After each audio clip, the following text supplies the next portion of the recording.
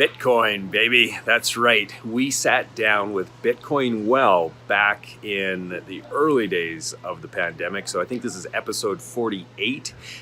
This replay is going to be an exciting one again, and definitely worth watching if you haven't watched it already, and worth taking in a second time around, because this guy has, just a vision that every one of us wishes we would have had in those early days of Bitcoin. He has created a really interesting business, creating and spreading ATMs right across Canada, enabling people to actually use this as a currency. And it's an interesting story.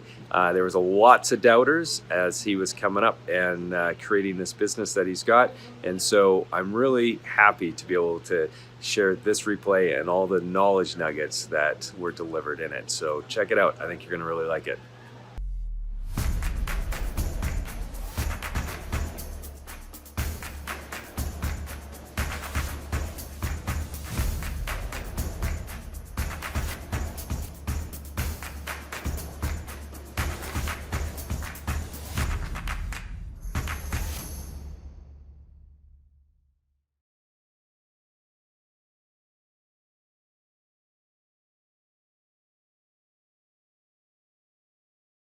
Welcome, everybody, to another episode of Amplify Your Business. On today's show, we're going to be talking about something that is all over the news and has been so for a few years now, actually. It is Bitcoin. And today's guest is Adam O'Brien from Bitcoin Well. Welcome to the show, Adam. Thanks so much, man. It's great to be here. So tell me a little bit about Bitcoin Well. When did this business start and what is it all about? What do you do? Yeah, so Bitcoin Well, previously Bitcoin Solutions, started in 2013, and it started like all great things, just with me and a bit of a passion. I found Bitcoin, wanted to buy some Bitcoin, couldn't really find a way to buy that Bitcoin, and there must be a better way kicked in, and so kind of kickstarted buying and selling Bitcoin just online locally here in Edmonton. I had an ad on Kijiji, an ad on Facebook, and off we went. Shortly thereafter, we deployed Alberta's first and then Saskatchewan's first Bitcoin ATM in 2014. And then fast forward to today, we've got over 115 Bitcoin ATMs scattered around Canada. And, we've kind of turned into an organization that is one of Canada's leaders in the ability to buy and sell Bitcoin in a non-custodial fashion. And talk about timing. I mean, Bitcoin is just exploded. So at the time in which you started in 2013, how much did you have to pay to get a Bitcoin at that point? It was $100. That's $100. And today, now what is it now? 70,000 Canadian dollars for one Bitcoin. The timing really couldn't have been better. I think that lucky for me, I kind of had thick enough skin to get called crazy enough times that it gave me a bit of a, it's funny, when I started the business in 2013, I talked to like 10 different people that I respect, business owners, mentors of mine. I was managing a restaurant at the time, and so spoke to, I had access to a lot of smart people, and all 10 of them said not to do this because it was so new and so there was no blueprint for this business, and so lots of trial and error on the journey, and it's been a lot of fun. Okay, so I'd like to dig into that just a little bit as well, because you have 10 experts, people who are not experts, but smart people, who you admire, look up to. They're saying don't do it. So why does Adam then say, screw that, I'm going to do this? Well, what made you keep persevering through that? My parents and my teachers would probably tell you that that was the only way to get me to do something, was to tell me not to do it. I'm a fairly contrarian, I suppose, in my day-to-day and my personality. But I think that ultimately, I saw a lot of potential in Bitcoin because of the frustrations or my limited knowledge of economics and my limited knowledge of the monetary policy in Canada. I didn't see it as necessarily good, and I didn't see it as a sustainable, kind of policy. And so Bitcoin offered alternatives to that. I saw a lot of things that make you go, in the white paper, the fact that it was released Bitcoin's white paper was released just a few months after the '08 economic collapse. And you had this founder of Bitcoin, who is still anonymous today, giving us these tools to create a financial system that is not going to be reliant on the organizations and the groups of people that were able to cause and disrupt the financial system, like we saw in '08. And so I just fell in love with that concept, and I started investigating what Bitcoin's policies were and how the code was written, and just fell down the rabbit hole. I was orange pilled, as they now call it, and then, like everything, bought one and then sold it a little bit later and made some money, and I was like, wow, this is really cool. And then I'll never forget my first sizable transaction. I was driving home, and my mom, who's an accountant by trade, and she was kind of helping me with the books, and I was like 20 years old, and so I had like a lot of, I wasn't doing things properly, and I was like, this is the real thing. Like, I'm super confident in where this can go and how this can be. And I'll never forget that phone call. Just it's a really interesting moment in time, just a few months after starting the business, and kind of having that clarity. And last year we closed the year with over $50 million in sales, and we're all of a sudden kind of just able to continue to grow and to be able to really catapult into the industry, which has been fun. Yeah, that's a fantastic story. And I love it. Just the entrepreneurial spirit to just stick with it, even though people are saying don't do it. And this is one of the things that I think is really common with a lot of businesses. The early days, there's a lot of naysayers. There's a lot of people kind of discouraging that, especially when it is outside of the norm, right? And so Bitcoin was definitely outside of the norm and hard to wrap your head around. I still have a hard time wrapping my head around it, but in the early days, even that much more so, where it's like, what? How does this work? And is this secure really? And like, and then you hear people losing thumb drives with the passcodes or the Bitcoin on it, right? And as well, it's just like, I don't know.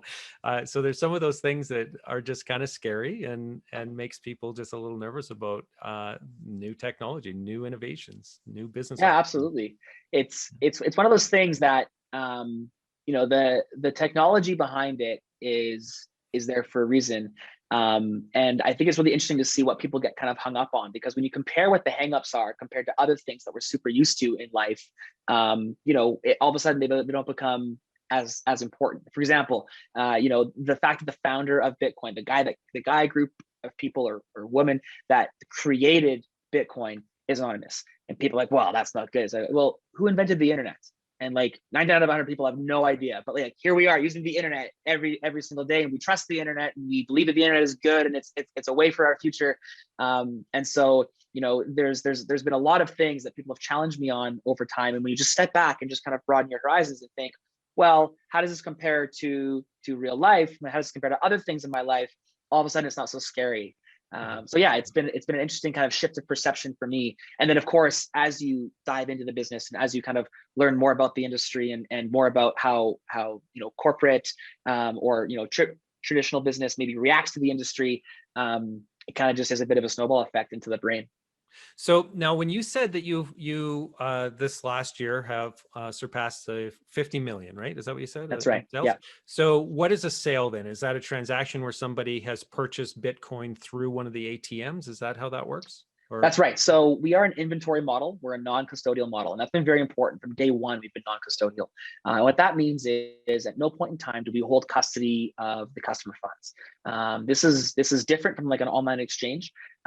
We've seen online exchanges, custodian online exchanges, fail time and time again. And they ultimately become a honeypot. And a honeypot is something that is one group of organizations that publicly hold a lot of money or a lot of Bitcoin, is an easy target for hackers.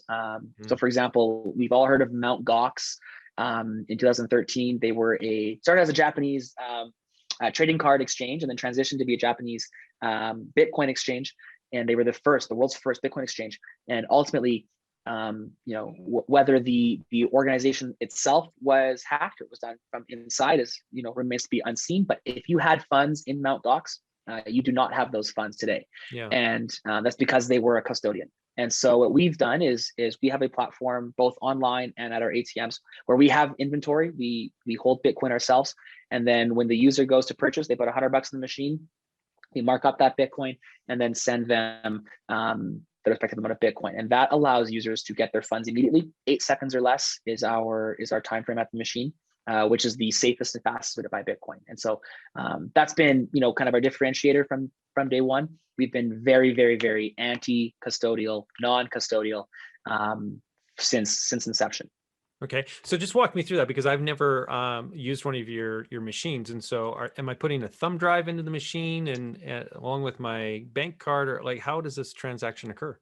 So you'd have your own wallet, you'd have a public address. Okay. And so already right there is a bit of a barrier, and one that we're continually solving today, but you have to do the work up front. And we're very, very adamant about making sure that all of our customers are capable and able to hold the Bitcoin. So you have to have a Bitcoin wallet.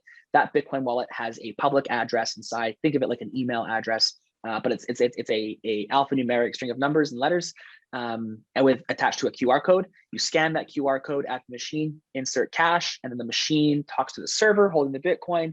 The server then sends money directly to the address that was scanned, and off you go. So this is, and again, all that happens kind of in tandem, and it sounds like, oh, lots of stuff happening at one time, but it's all done super efficiently. And then you guys, like any other ATM machine, you're taking a transaction fee or a percentage or something like that. That's in right. Exchange. Yeah. That's exactly right. So actually, like the fact that they're called Bitcoin ATMs is a little bit misleading in my opinion. They're better known as Bitcoin vending machines.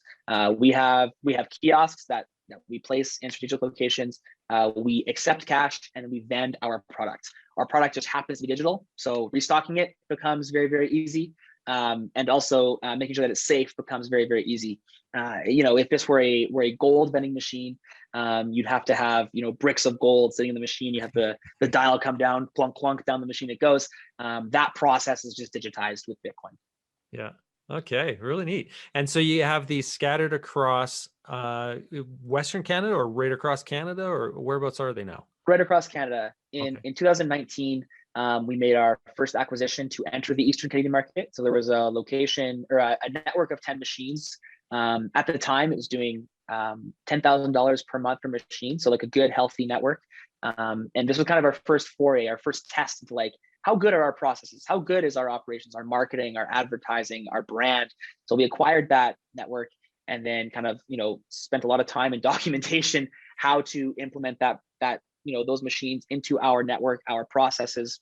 And 8 months later, 9 months later, we had that same network doing $40,000 per month per machine. We were able to like quadruple the revenue per machine, which is a testament, I think, to just, at the end of the day, we're 7 years old in a 7-year-old industry, and it gave us the opportunity to kind of put that expertise to the test. And I was super stoked on the team's ability to like just super crush that. Yeah, that's really good. And so, I mean, one of the things that we like to do in this show is to have people, share their lessons learned or the mistakes that they've made along the way. And so in this example, or this particular part of your business where you, instead of growing just organically and trying to strategically put some units into Eastern Canada, you decided to go with the acquisition route. Walk me through that, the lessons maybe that you learned there, any advice that you might have to somebody else who's in the same kind of situation where they're trying to decide, do we grow organically or do we swallow, a bigger acquisition?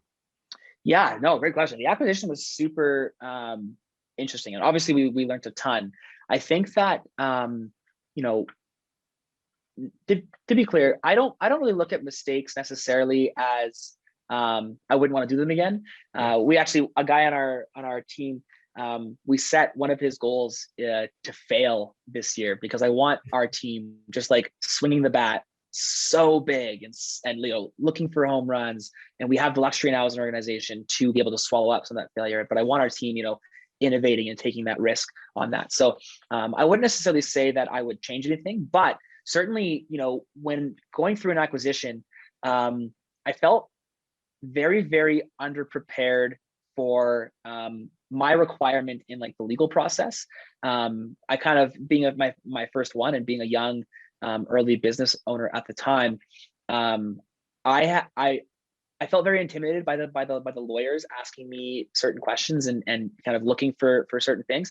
And I felt like, I was like, isn't this your job? Like, shouldn't you be warning me about certain things? Why are you asking me these questions?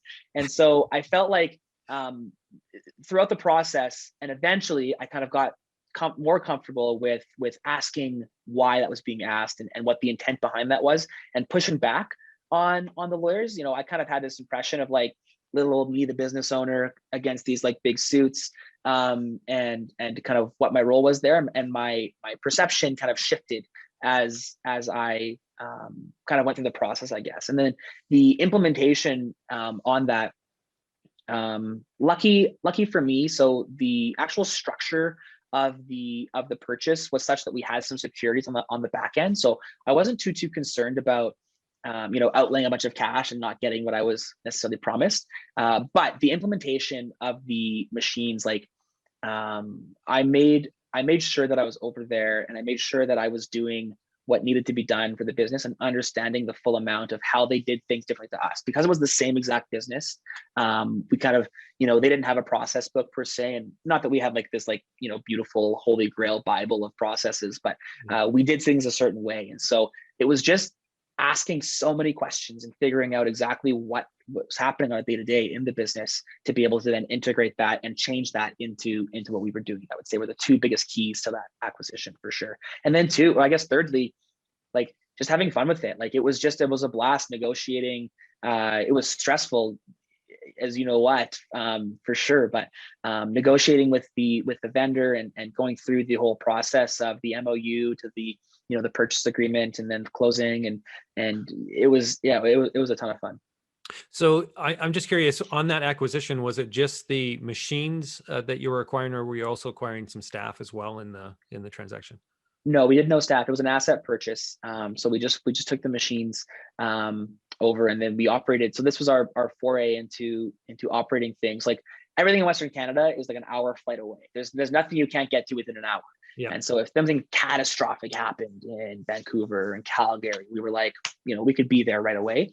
And this changed for when we ventured into the Toronto and into the GTA. So that was, I think, the biggest kind of requirement for us, was we had to make sure that we had good partners down there. We relied on the partnerships that were created by the vendor, but ultimately, I think that the most important thing that we did was keep everything internally. We weren't trying to onboard people coupling with onboarding kind of a new network.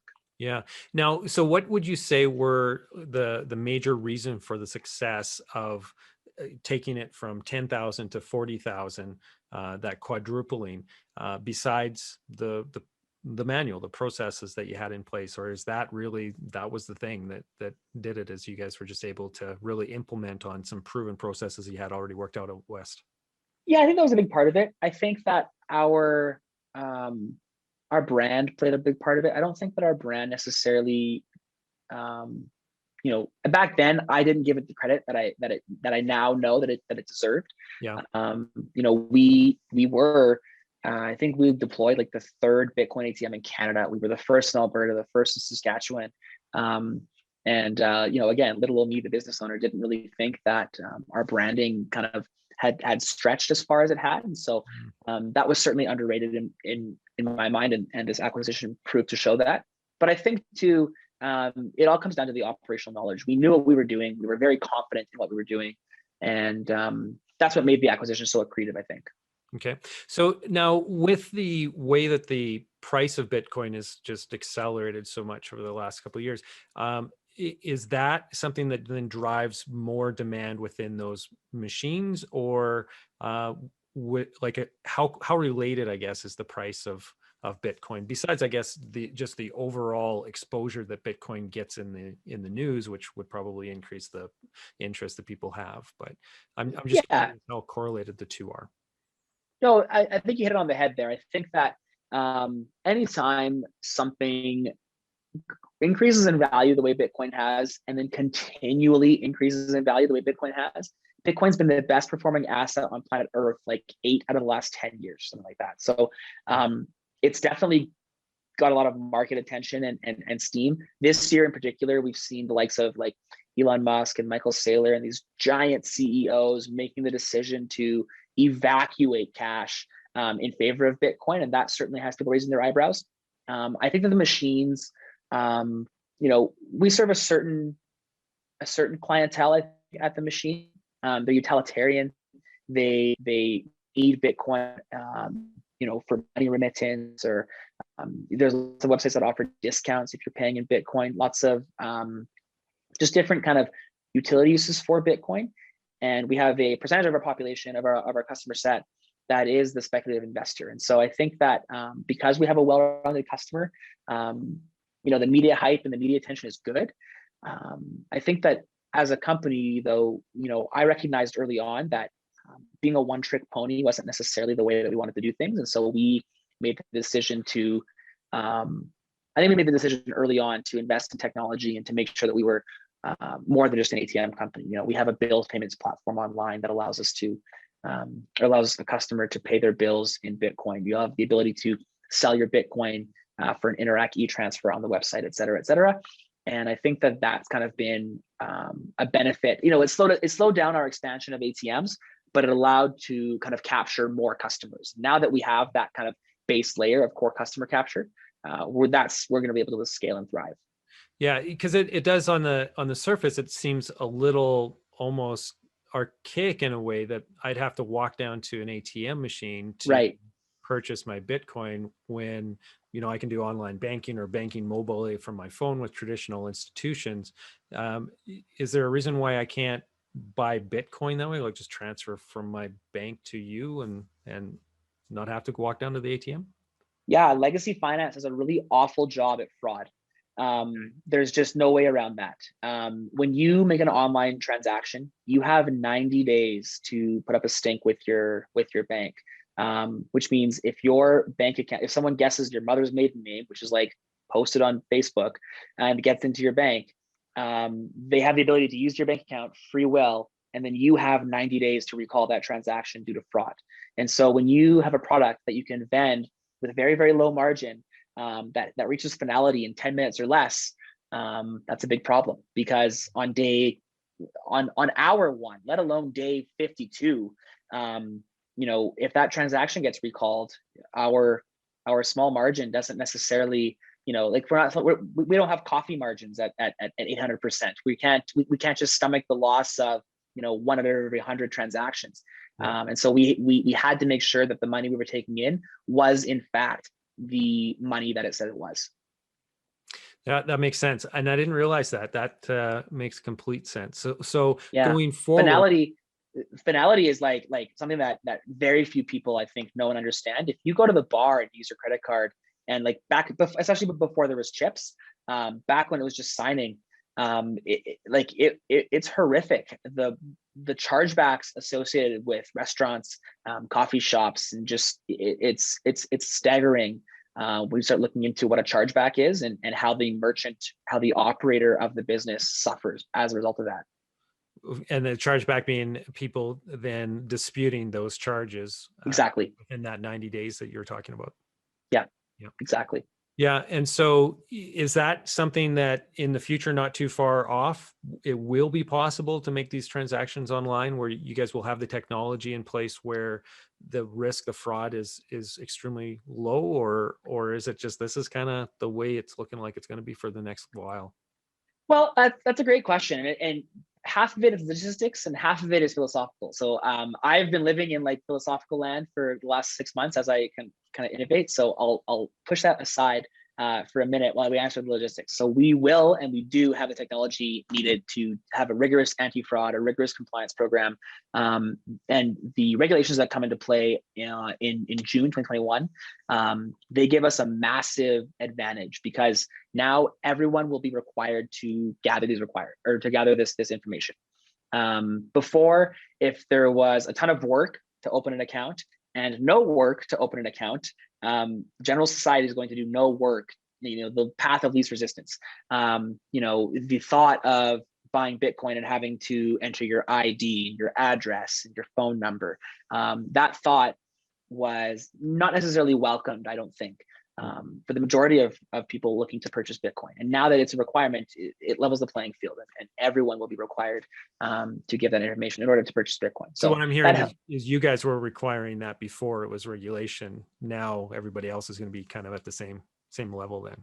To an extent, yes. Like, in order to purchase online, those are the hard requirements. Gotcha. And so that's going to push a large part of our customer base, the customers that we want to reach, to our platform, which is I'm very excited about. And I think that philosophically, as a society, we have done a really bad job at teaching our kids and our peers how to handle money. Your note about people losing a thumb drive with a password, that is like that's a reality. That's a terrifying reality.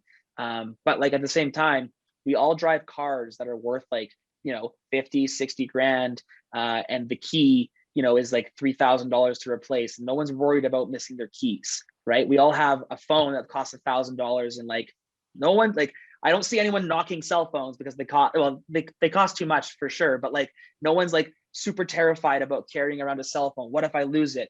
Your watch, your headphones, like even just little spending money that you have in your pocket. We're all super comfortable carrying that, but when it comes to money, we're like, no, money, we got to get rid of it. We got to give it to the bank. We got to give it to our guy.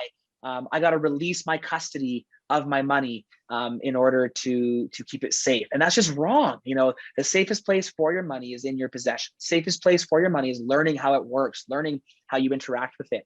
And so I think that, philosophically and societally, I would call on the educators, I would call on the government to be teaching its society how to properly interact with money and how to actually become financially sovereign. Your money is not safer in RBC than it is in Bitcoin. That's just wrong. I did a transaction. I've been like interested in like trading cards, Pokemon and hockey cards. And so yesterday I met up with someone and purchased some Pokemon cards, and I paid him in Bitcoin. And that was great. But the transaction was impossible outside of Bitcoin because the banks were not open in order to issue me a bank draft. So how else was I meant to pay him?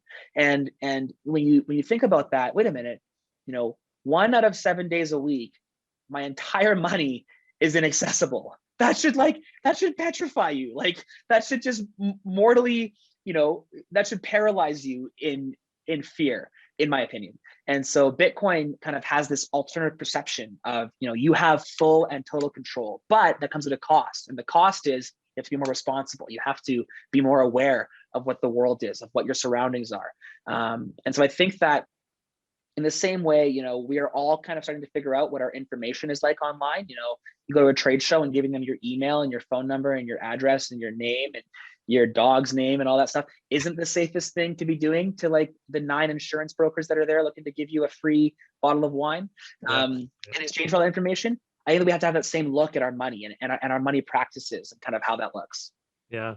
Really good points. It's interesting because it is true. I mean, we look at things with just a different lens on it when it's new, like we said at the top of the show, to shifting the perspective that we maybe have and putting it into real terms as to comparing it to the lost keys of your vehicle. Yeah, that's a good point.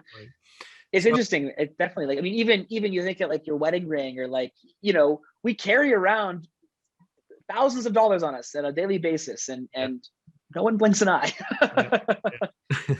Okay, so what's on the horizon now then for Bitcoin Well? Then what's is there another acquisition that you maybe are going to do? Or are you going to enter into the U.S. market? Is it organic growth? What's the future hold for you guys?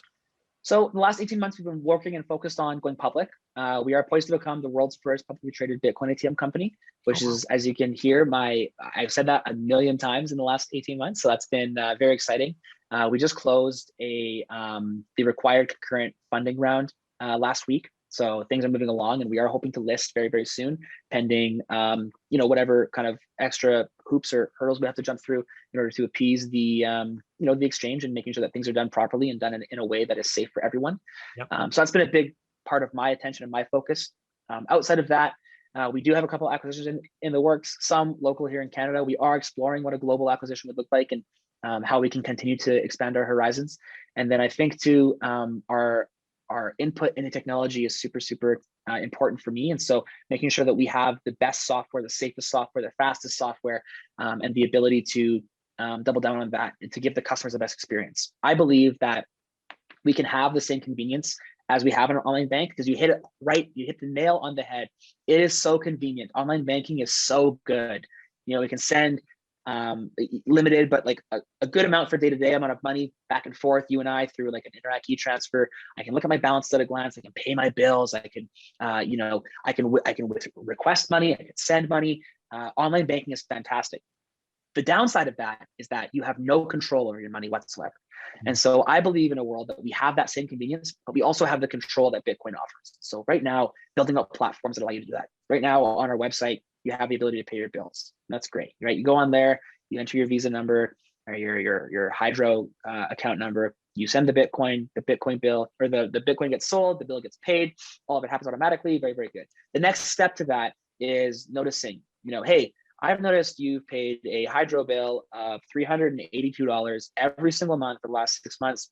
Do you want to just set this up automatically and just have this, set it and forget it? Better yet, do you want, and then the opportunities from there, and I won't go into too much specifics because it's pretty intentional, but do you want to manage your Bitcoin in a different way that allow you to hold on to more Bitcoin than you would by selling through a lending product? And then and so there's just all kinds of different ways that we can give that convenience, but still keep the customer financially sovereign, still keep the control ultimately lying with the custody of the coins, which should always sit with the end user. Man, it sounds like a busy few months in for you.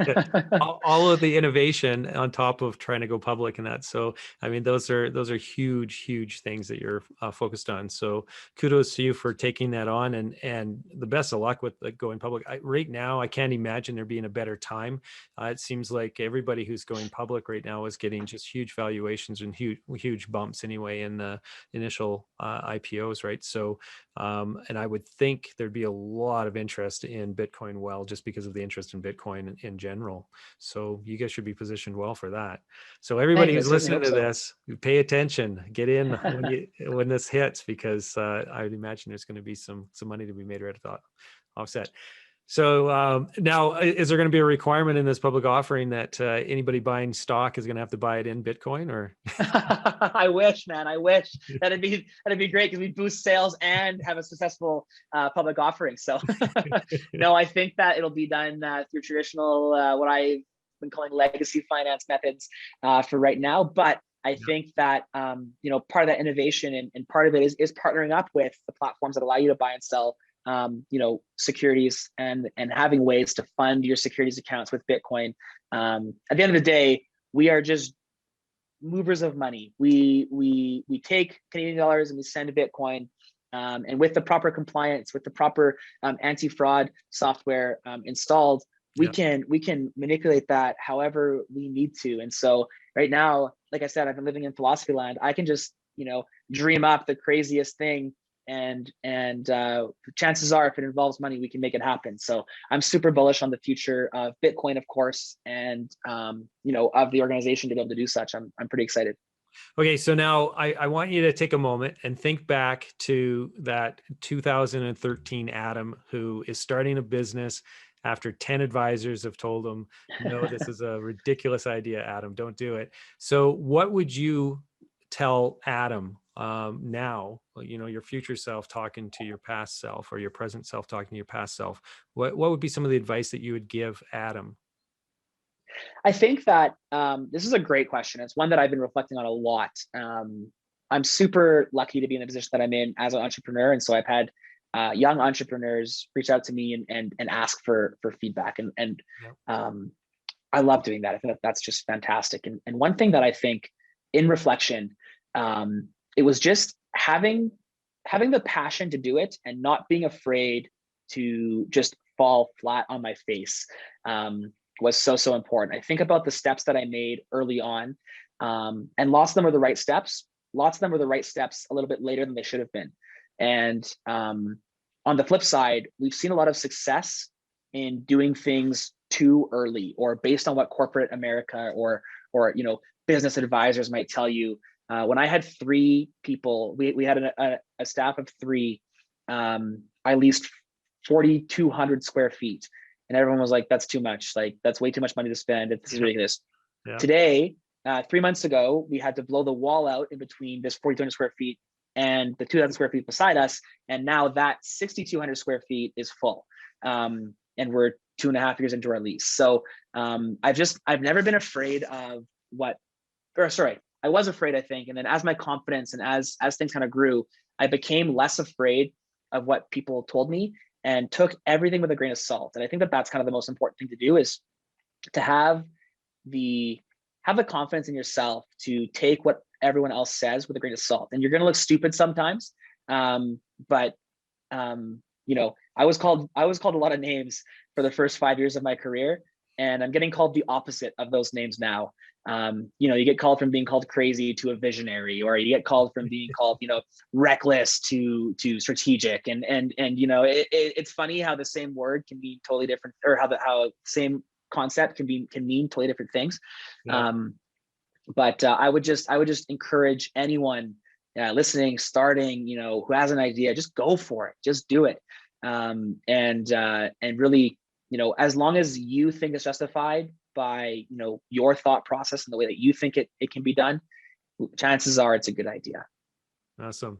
Well, thank you so much. I really appreciate the time, Adam, that you've taken with us today here to tell us a little bit about the history of Bitcoin Well, where you're at, some of the advice along the way, some of the challenges that you've had, and just the excitement. That's really cool. So now, in terms of people, if they wanted to reach out to you in some form or another, what's the best way for people to connect with you, whether that's to buy some Bitcoin, to ask you when the IPO is going to hit, and maybe get some entrepreneurial advice as well? Yeah, definitely. So our website, bitcoinwell.com, is the best place to learn about Bitcoin and contact the team. I am super lucky that I have a team of people that are better at explaining Bitcoin than I am. And so I've gotten very good at explaining the high level Bitcoin at these podcasts, and I've been doing a ton of that. But we have people who specialize in knowing the nitty gritty ins and outs, the everyday questions about using a Bitcoin wallet and going through that and to do that. So I think that's the best way to learn about Bitcoin. In terms of myself, I think Twitter is probably the best way. At Adam O'Brien _ is where I am on Twitter. And I kind of just spam my followers with what I find interesting, and usually where the company's at and what's on my mind. So I would say those two spots are the best place to go, or emailing help@bitcoinwell.com gets you linked into the team, and that team, I have yet to see an answer that couldn't be I have yet to see a question that couldn't be answered. So we have been, I think I mentioned earlier to you, we're kind of starting up this some content creation of our own, and so using the hashtag #AskAdamO'Brien on Twitter. We've been collecting some data, and we've been doing monthly Q&As. We did our last one with a guy called Ben from BTC Sessions. He's a Calgary Bitcoin entrepreneur who's been making content for 5 or 6 years around Bitcoin. And I loved it. Some of the questions that came in were just remarkable. So using that hashtag #AskAdamO'Brien on Twitter is a great way to just, what's Bitcoin? Why should I care?